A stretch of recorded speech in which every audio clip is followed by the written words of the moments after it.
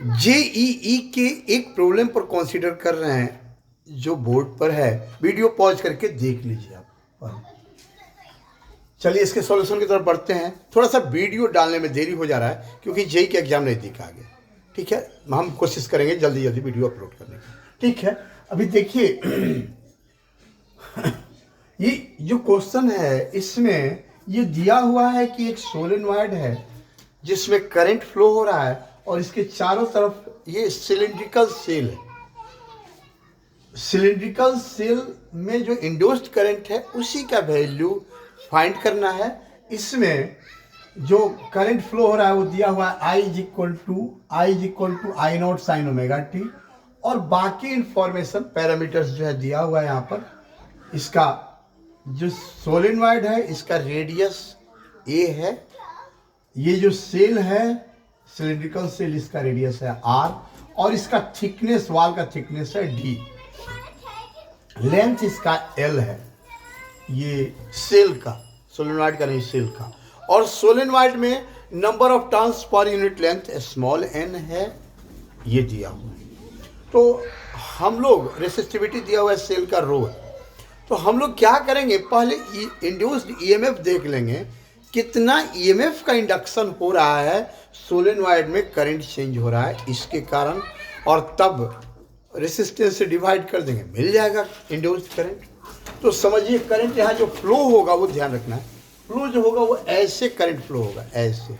इसमें जो सोलेनॉइड में करंट फ्लो हो रहा है उसके कारण इसमें जो इंड्यूस्ड करंट होगा उसका डायरेक्शन ऐसे होगा। तो हम लोग क्या करेंगे यहाँ पर देखिए सॉल्यूशन में बढ़ते हैं यहाँ पर सॉल्यूशन के तरफ।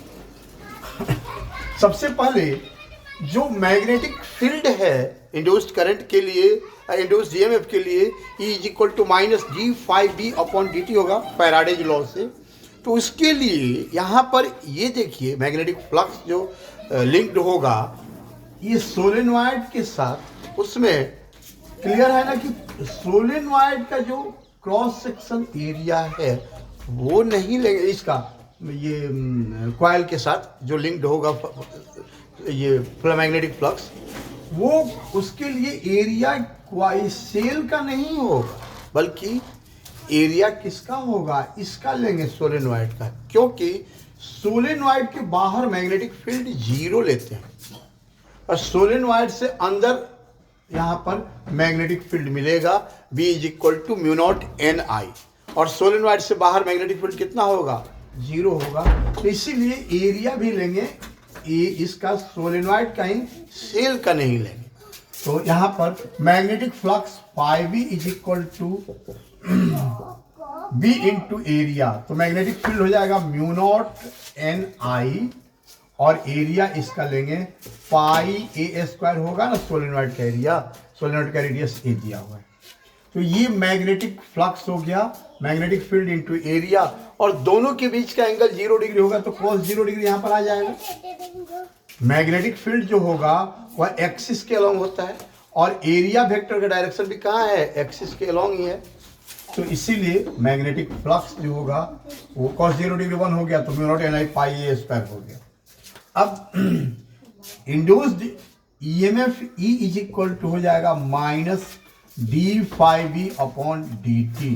तो पहले इसका वैल्यू लिख दें, म्यू नॉट एन आई के जगह पर क्या लिखेंगे, जो है I not sine omega T, I not sine omega T into pi A square.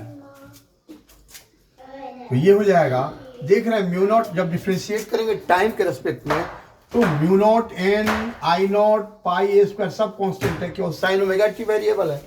तो mu not an I not into pi A square को बाहर कर देंगे, और साइन ओमेगा टी का डिफ्रेंशिएशन आप समझ रहे हैं cos omega T into omega होगा यहाँ पर। तो इसको लिख देते हैं into cos omega T into omega, ये D five B by D T का वैल्यू होगा। अब इंड्यूस्ड ईएमएफ जब मिल गया हमें तो रेसिस्टेंस पर देख लीजिए कितना होगा। अब इसको एक साथ लिख दें अरेंज करके, mu not an I naught omega कर देते हैं यहाँ पर, pi A square into cos omega t. Resistance R is equal to, ये R रेडियस भी है, ध्यान रखना है यहाँ पर, इसलिए रेसिस्टेंस यहाँ पर समझिएगा आप, resistance is equal to rho L upon ये होता है। तो इसमें डेंस ये दिया हुआ रेसिस्टिविटी रो ही है, लेंथ जो होगा वह 2 पाई आर होगा, यहाँ पर 2 पाई आर, तो rho into 2 pi are upon area. तो एरिया जो होगा, देख रहे हैं पूरे इस लेंथ में ऐसे करंट जब फ्लो होगा तो ये पूरा लेंथ L होगा और ये थिकनेस जो होगा वो D, यही ना एरिया होगा। समझ रहे हैं इस बात को? जैसे क्रॉस सेक्शन एरिया हम देखना है तो करंट जो फ्लो होगा वो पूरे में, ये पूरे के लिए, उसके लिए क्रॉस सेक्शन एरिया यहाँ से यहाँ तक होगा ना, तो यही ना लेंथ होगा, पूरा ऐसे फ्लो होगा तो यह लेंथ हो जाएगा, यह यहाँ से यहाँ तक उसका थिकनेस D होगा, तो यह हो जाएगा L इंटू डी। तो यही रेसिस्टेंस का वैल्यू हो गया rho 2 pi are upon L D. तो क्लियर है कि induced current I is equal to कितना होगा, I इंड्यूस्ड इन सेल में जो इंड्यूस्ड करंट होगा वो नीचे नहीं दिख रहा है, इसको नीचे कर देते हैं। I induced is equal to हो जाएगा E अपॉन R रेसिस्टेंस यहाँ पर, तो सीधे वैल्यू लिख देते हैं E का, इंड्यूस्ड ईएमएफ का, ये भी इंड्यूस्ड ईएमएफ है बाबू, तो ये हो जाएगा mu not an I naught omega into pi A square cos omega T upon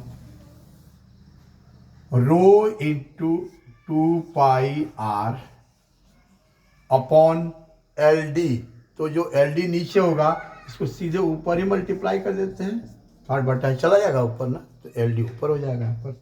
अब यहाँ क्लियर दिख रहा है कि पाई से पाई कैंसिल हो गया, तो वैल्यू यहीं आ गया बस, और रो इंटू 2r नीचे वैल्यू आएगा mu not an I naught omega A square cos omega T L D upon rho R. अब कैंसिल होने लायक नहीं है, यही इंड्यूस्ड करंट है। हमको लगता है आप लोग अच्छी तरह समझ गए हैं।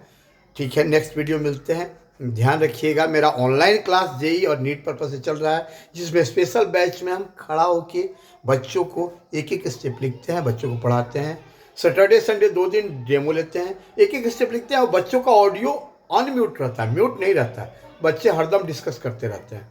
और वही डेमो में भी होना भी चाहिए बच्चों का, वो मैसेज नहीं करना है, बस डिस्कस करते रहना है। जो पढ़ना है, क्या समझना है, वो आप बोलिएगा, हम उसको समझाएंगे। डेमो की बात कर रहे हैं, और बाकी क्लास जो चलेगा उसमें तो खैर ऑडियो अनम्यूट रहेगा ही। और डेमो जो सैटरडे संडे लेते हैं, संडे का डेमो बहुत लंबा हम ले सकते हैं, स्टूडेंट जितना चाहे, न्यू स्टूडेंट जितना चाहे उतना देर डेमो ले सकते हैं। और उसके बाद 1 महीने तक डेमो ही है, 1 महीने के बाद ही फिर भैया स्पेशल बैच में व्यवस्था रहती है कि एक स्टेप लिखते रहते हैं, और बच्चे से उसका बच्चे बोलते भी रहते हैं, यहाँ पूछते भी रहते हैं बच्चों से कि क्या स्थिति है, बच्चे कैसे समझ रहे हैं। तो हर स्टेप पर बच्चे डिस्कस करते रहते हैं। ये स्पेशल बैच में जिसमें बच्चों की संख्या 20 से अधिक नहीं रखते हैं, फी थोड़ा सा अधिक है उसका, लेकिन बच्चों की संख्या कम रखने के कारण हर बच्चे पर ऑफलाइन से भी बेहतर क्लास मिल सकता है। क्योंकि बच्चे कम रहते हैं, हर बच्चे से हर एक स्टेप पर पूछना ऑफलाइन में भी पॉसिबल नहीं है। आप क्लास करके डेमो करके देखिए ना, पता चल जाएगा। और फी भेजना 1 महीने के बाद, तो कोई टेंशन ही नहीं है। रिपीटर्स बैच में भी हम ऐसे व्यवस्था रखे हैं कि जेई के रिपीटर्स बैच में भी जेई के जो ज़्यादा मार्क्स लाए हैं, परसेंटाइल जिनका ज़्यादा है, उनको एक साथ, कम परसेंटाइल वाले को एक साथ रखे हैं। नीट में भी ऐसा ही किया, ज़्यादा मार्क्स वाले को एक साथ, कम वाले को एक साथ। रिपीटर्स की बात कर रहे हैं। और फाउंडेशन बैच में तो ऐसा है नहीं मार्क्स वाइज, वो तो जेई का अलग और नीट का अलग चलता है। ठीक है, थैंक यू। डेमो करके देखिए, करिए।